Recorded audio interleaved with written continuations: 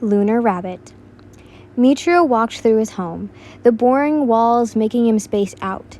Time seemed to freeze, whipping away his head from both good and evil things.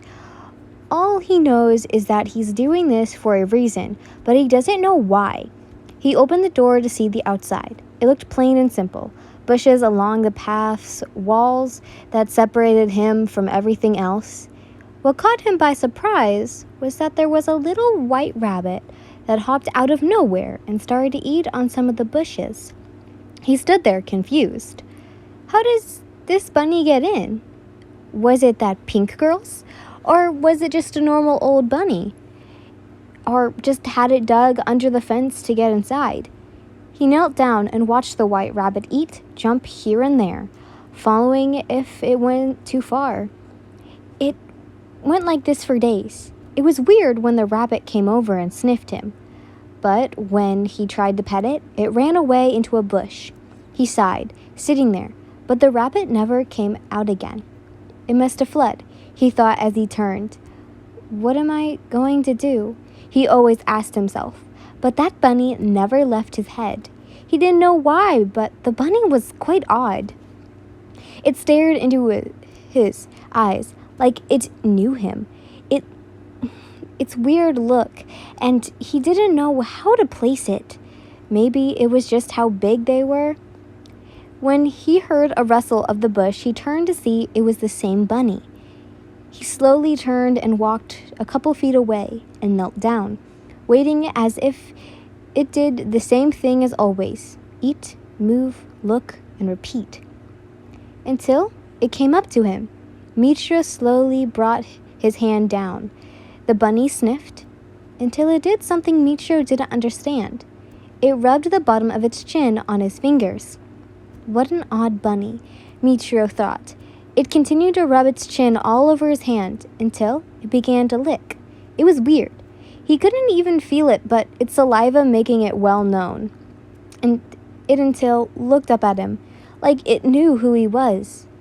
Hello there, little one. He tilted his head, the bunny oddly doing the same. Over the weeks, he began to somewhat have a routine with the bunny.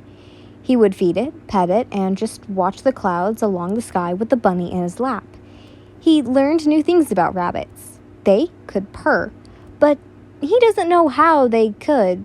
There was a little noise that came from it when he petted its head. It also growled and gruffed. When he tried petting its back, it would turn and gruff, kicking its front legs at him. It also did it when he tried touching its belly. Though when he always fed it, it wasn't there. He waited an hour. Something felt odd. He placed the bowl down and set it down on the stones, walking around until he smelled blood. He followed the smell, seeing that the poor rabbit had gotten its foot stuck in a trap. He looked down and freed the bunny, but it couldn't walk nor run, so he tried scooping it up, but all it did was squirm and wiggle around. Calm down, I'm not going to hurt you, he slowly spoke, walking back, trying not to drop the thing as it scrambled around. He placed it on a futon, an extra one at that, and looked around, smelling the bed, then digging a little spot as it laid there in a loaf position. He watched as it watched him until its eyes closed, its head down. Good night, little bunny. He patted its head, waking it up, but soon it went back to sleep once he walked away. The bunny watched until the door was closed, and once the moonlight hit it, it was gone in the blink of an eye. Muichiro walked with a bowl in hand as he walked to the little bunny's room. He slowly opened the door as not to spook it. His eyes went to the bedding, but there was nothing there. He looked over the room and still nothing. He looked in the halls and there was still no bunny in sight. He walked into the room and placed the bowl down. The little bunny must have left, he thought, walking to the door, looking back. He really did miss the bunny. Every once in a while, he looked everywhere for the little guy. The people that worked around him noticed the difference in him. Good night, sir. One of them spoke as they left. He only nodded as he walked to his room. He opened his door to see that the bunny was sitting on his futon, just like it was waiting there. He walked over to the bunny and petted it. The bunny was calm and didn't move at any point when petting it. "Where did you go today?" he asked Little Bunny. It just looked at him, just staring at him. He only shook his head, getting ready for bed, placing his sword next to his bed.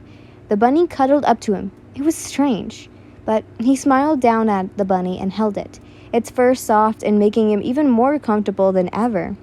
Though, when he couldn't feel the fluff of the bunny, he opened his eyes to see that there was no bunny, but nothing. He wasn't in his room. He could see the moon. It was fully colored, a glow that came from that seemingly made the demons stronger. He was then somewhere again. This time the room was white and looked to be made out of something. "There you are," came the voice of a girl. She ran over with the same bunny following. Oh, who are you?" He, Muichiro, asked carefully as not to give too much. "I am who people like to call the goddess of the moon, Chang'e, but you can call me Yin," she giggled as she picked up the little bunny. "And this is Jade. Jade has told me so much about you." She walked over. "Like how you fed him, played with him, and even helped him after getting hurt." She held out the rabbit for him to take into his arms.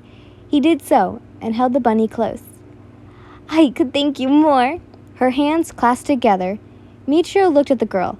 She looked to be the same age as him. Her hair styled a little weird, but it made her all the more comforting to him. He can't put it, but he feels like he was warm with her. Thank you, but how do I get home? I have a mission to do tomorrow." Her eyes widened, then went back to normal. "Oh, I see. If you want to go home, you'll have to rub noses with Jade. He's your only way home." She seemed sad. "Could I come back?" he asked, which made her face brighten. "No, yes, of course." She smiled. Muichiro nodded and looked at the bunny in hand. He brought it close to his nose and rubbed it. He could feel it move. And then, Jade's tongue, then licking his nose. "Good night, Mew. Have sweet dreams." She waved as he faded away. He woke up to see the light of the sun coming in from his room. He went to get up, but felt the little bunny in his bed. It was looking right up at him. Hey guys, I just wanted to say that sorry if this was really bad. This is my first Muichiro story, so if anything was wrong, I'm so sorry, but I hope you guys enjoyed. Bye!